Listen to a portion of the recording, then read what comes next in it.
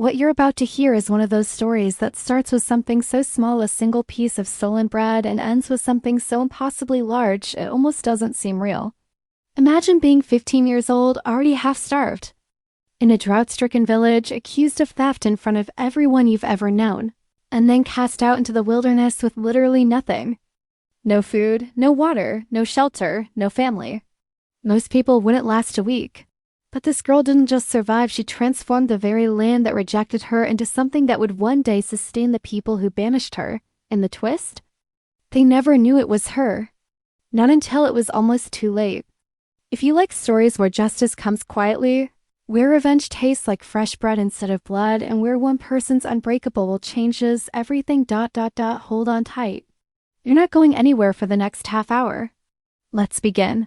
The sun was already low and angry that afternoon in Karapur, a forgotten speck of a village hugging the edge of the Khalistan desert where Punjab bleeds into drier, crueler country. Dust hung in the air like regret, coating every throat, every rooftop, every hope.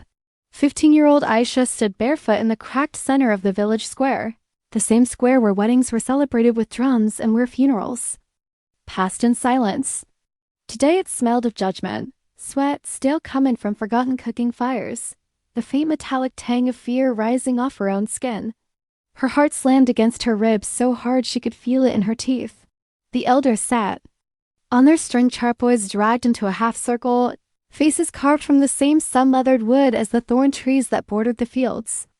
Headman Iqbal, old, one-eyed, voice like gravel underfoot, spoke the words that would rewrite her life. Aisha binti Karim, you stand accused of stealing one roti from Rafiq's stall 3 nights past. The bread was found half-eaten behind your mother's house. Witnesses saw your footprints in the flour dust. Aisha didn't speak. What was there to say? Hunger had claws sharper than any lie. She remembered the moment perfectly. Belal, her 7-year-old brother, crying so weakly it sounded like wind through dry reeds. Their mother coughing blood into a rag after months of malaria and malnutrition. The bakery stall unguarded for just a minute while Rafiq argued prices with a trader. One quick snatch, the warm flatbread pressed against her stomach under her dupatta, the heat of it burning her guilt even as it promised life. She had torn it in half in the dark alley, giving the larger piece to Bilal, whispering, "She, eat slow, it'll last longer." Now that same bread had become evidence. The crowd, neighbors, cousins, the women who'd once braided her hair stood in a loose ring, murmuring. Some looked away. Most did not. In times like these, Iqbal continued, when the canal runs dry and the wheat withers before it heads, theft is not a personal failing. It is an attack on us all. Aisha's mother stood at the back, dupatta pulled tight across her face like a shroud. She didn't cry out. She couldn't. One word of protest and the family would lose the tiny courtyard they rented, the well-access they bartered laundry for. Aisha met her mother's eyes for one heartbeat. In them, she saw apology, terror, and something worse, resignation. The sentence came swiftly. Banishment. You will leave these boundaries before the call to Maghreb prayer. You will not return. If you are seen within the village lands again, the men will drive you out with sticks and stones. This is mercy. Mercy, the word tasted like dust. No one unbound her wrists. The rope simply fell away as if even it pitied her. She took one step, then another. The crowd parted without touching her, as though exile were contagious. Each footfall on the baked earth sent tiny shocks up her legs. She passed the well where she'd drawn water every dawn, the neem tree where she'd once carved her initials with a thorn, the mosque where she'd learned to pray. No one said goodbye. By the time she reached the last mud brick house, tears blurred the horizon into a shimmering line of nothing. The path out was little more than goat tracks winding through acacia scrub and salt-crusted flats. The temperature dropped as the sun sank, but the ground still radiated heat like a dying fire. Her stomach twisted empty, angry, mocking. She had no water skin, no shawl against the coming night cold, no plan beyond a way. Hours passed, or minutes. Time stretched in the silence, her bare feet split on sharp stones. Blood mixed with dust into dark paste. She talked to herself to keep sane. One step, just one more. Dalil is safe. Mama will manage. You are not dead yet. Stars emerged, cold and indifferent. She walked until her legs shook, until she collapsed beside a shallow depression that might once have held rain. The wind carried distant jackal cries. She curled into herself, arms wrapped around knees, whispering prayers she barely believed anymore. Sleep came in fragments, haunted by dreams of bread that turned to sand in her mouth. Dawn arrived pale and merciless. She rose, joints aching, tongue swollen. She needed water, food, shelter, anything. Miles from the village now, the land grew. Wilder low dunes dotted with desiccated bare bushes, occasional tamarisk clumps offering thin shade. She followed the ghost of an old canal bed, cracked and empty, hoping it led to something. Mid-morning she found it, a small, hidden seep where water oozed from cracked rock into a shallow basin no bigger than a cooking pot. The water tasted of earth and iron, but she drank until her stomach sloshed. Around the seep, miraculously, grew patches of wild purslane and a few hardy amaranth plants. She tore leaves with shaking fingers, chewing the bitter grains slowly, forcing them down. It wasn't bread, but it was life. Days blurred. She learned to move at dawn and dusk, hiding under thorn scrub during the brutal midday heat. She fashioned a crude knife from a sharp flake of flint. She dug for tubers with bleeding hands. She drank dew collected on leaves. Loneliness pressed like a physical weight. She talked aloud constantly to her mother, to Bellel, to the stars. If I die here, at least I didn't let him starve. One evening, as purple shadows stretched long, she crested a low rise and saw it. A narrow, overlooked ravine tucked between two crumbling ridges. At its bottom, fed by an underground trickle, grew a thin ribbon of green reeds, wild date palms, even a few struggling fig saplings. Hidden from the plains, hidden from the village, hidden from everyone, her breath caught. This place could be ... something. She descended carefully, heart racing with the first flicker of something dangerous. Hope. But hope is fragile, and the ravine had secrets of its own. As night fell and she explored deeper, she heard a low, unmistakable growl from the darkness ahead. Something large had already claimed this place, and it was not happy about company. If she stayed, she might eat. If she stayed, she might die. The growl belonged to a desert leopard, thin, scarred, eyes reflecting moonlight like twin coins. Aisha froze, every muscle screaming run, but her legs refused. The cat was 30 paces away, crouched on a boulder overlooking the tiny spring. It didn't charge. It watched, assessing. She backed away slowly, breath shallow, tasting copper. Fear on her tongue. She spent that night pressed into a crevice higher up the ravine wall, body trembling from cold and adrenaline, listening to the leopard's soft footfalls below as it patrolled what it considered its territory. Sleep never came. Dawn revealed the truth. The leopard was old, ribs visible under patchy fur, one hind leg limping badly from an old injury. It could still kill her, but it was starving too. She named it Shadow in her mind because it moved like one. Days became a tense dance. She foraged at opposite ends of the ravine while Shadow rested. She gathered every edible thing, purslane, drumstick pods, wild onion bulbs bitter enough to make her eyes water. She experimented chewing, tasting, spitting out what burned. Slowly, painfully, she began to build. First a shelter, she wove dried reeds into mats, lashed them with stripped acacia bark over a shallow dugout beneath an overhang. Rain, when it came in rare violent bursts, turned the floor to mud, but the overhang kept her mostly dry. She learned the rhythm of the place, the way wind funneled down the ravine at dusk, bringing cooler air scented with distant rain. The way birds arrived at the spring exactly at first light. The way Shadow's growls softened when he was full. She shared scraps, a half-eaten tuber left near his boulder. A fish she managed to trap in a reed basket after hours of patient waiting. One morning she found the offering gone and no growl waiting. Progress. Months passed. Seasons turned. The drought broke briefly. Flash floods roared down the ravine once, nearly drowning her shelter, but also depositing rich silt that made the soil darker, deeper. She planted the first seeds, wild millet she gathered, date pits she'd chewed clean and spat into the ground. She watched them sprout with an intensity that bordered on obsession. Every green shoot felt like defiance.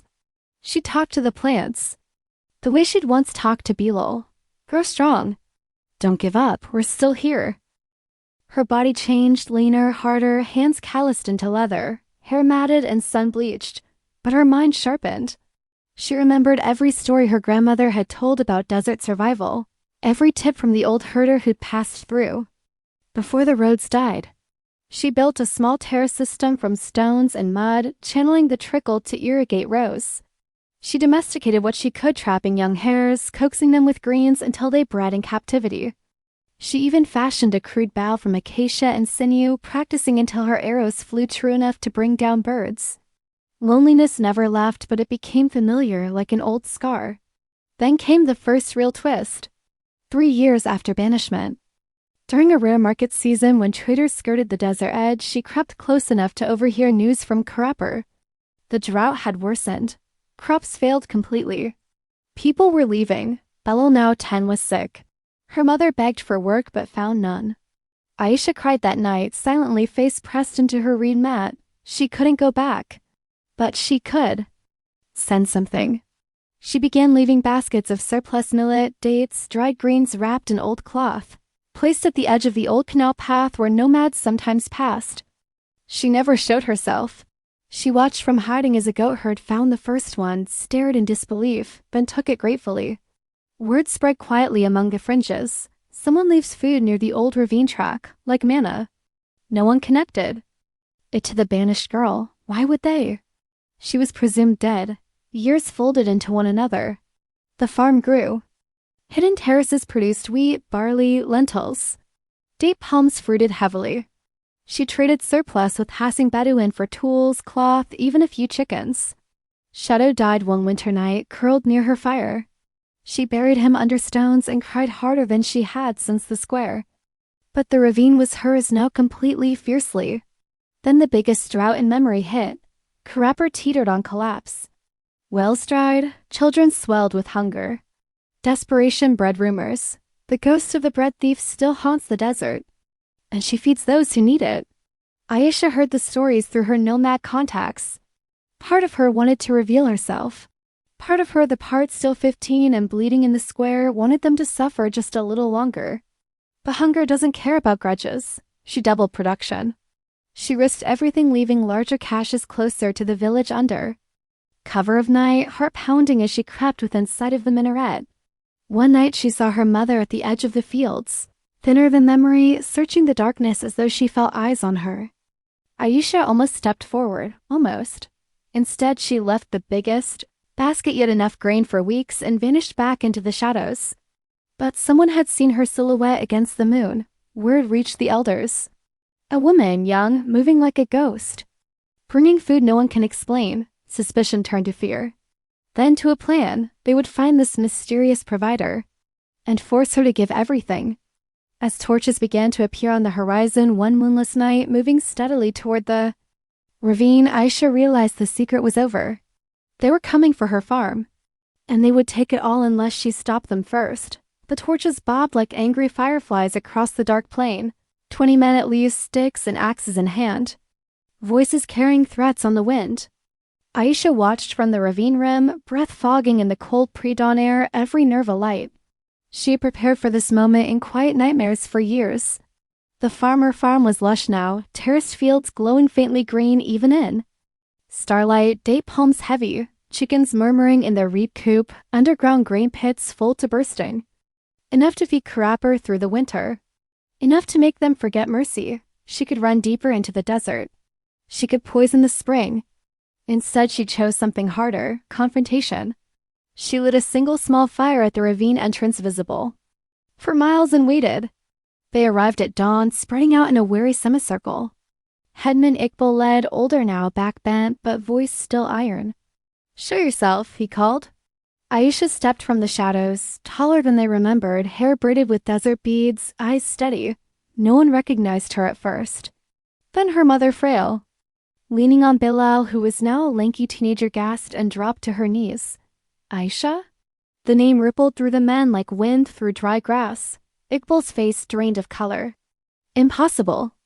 She spoke calmly, voice carrying the quiet authority of someone who had argued only with silence for years. "You banished a child for stealing bread to feed her brother. That child built this." She gestured behind her, the green heart of the ravine. Every stalk, every fruit, every grain. I never asked for thanks, I never asked to be remembered, but you came to take it. Murmurs rose, some men lowered their weapons. Others groped tighter. Iqbal stepped forward. This land is village land. You are trespass. Aisha cut him off. This land belonged to no one when I found it. It belonged to thirst and death. Now it belongs to survival. If you take it by force, you prove the girl you exiled was right to fear you. Silence stretched, thick as the pre-dawn chill. Bello broke it, voice cracking. Didi, you were alive? Tears carved tracks down his dusty cheeks. Their mother reached. Out, trembling, Aisha took one step down the slope. Then another, the men parted, no one raised a hand. Iqbal looked suddenly very old. We thought you dead. You wanted me dead, she said softly.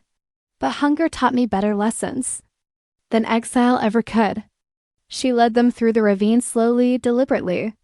She showed them the terraces, the clever water channels, the seed stores. She showed them the small stone marker where Shadow rested. She showed them the life she had forced from nothing. By midday they sat in the shade of date palms, eating dates and millet flatbread she baked over a fire. No one spoke of theft, no one spoke of banishment. Only of need and forgiveness. The elders offered terms she could return.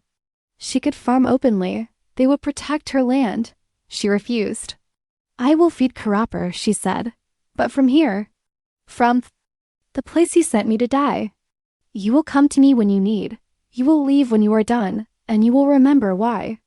They agreed. Word spread slowly at first, then like fire through dry grass.